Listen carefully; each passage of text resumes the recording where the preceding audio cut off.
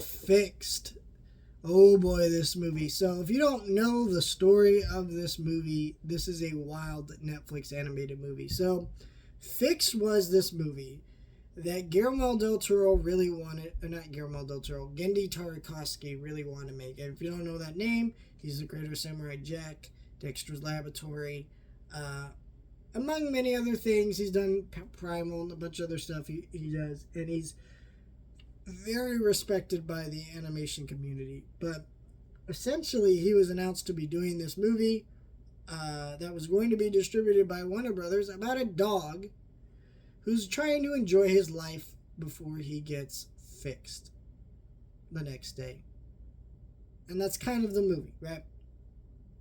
And this was supposed to be an R-rated comedy that was going to be distributed by Warner Brothers and put in theaters. And not only that, it was going to be 2D animated, which is a miracle, right? So, I mean, I think like a lot of people, I think we all just assume this movie's going to get canceled, those of us that were paying attention.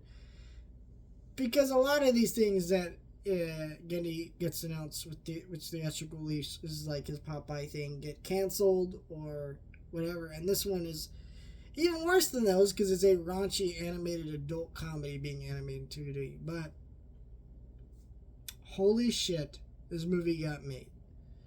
And it also was going, and actually instead of being canceled by Warner Brothers, they just sold it to Netflix, which I think was a smart play. Because, you know, as much as I would like to believe that adult audiences would show up for this, I don't know. But Netflix even released a trailer for this movie, and a lot of people didn't know what this movie was. We're very angry by how gross and naughty this movie is, but I'm like, what did you expect?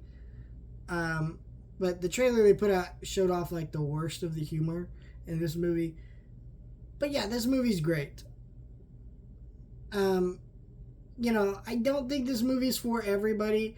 This movie's going to be compared to Sausage Party a lot, which is coincidentally just dropped its second season the same day as this on Amazon Prime. But it's not Sausage Party. Sausage Party doesn't really have anything clever about it. It's not really saying anything. This movie has things to say about enjoying life and what that means.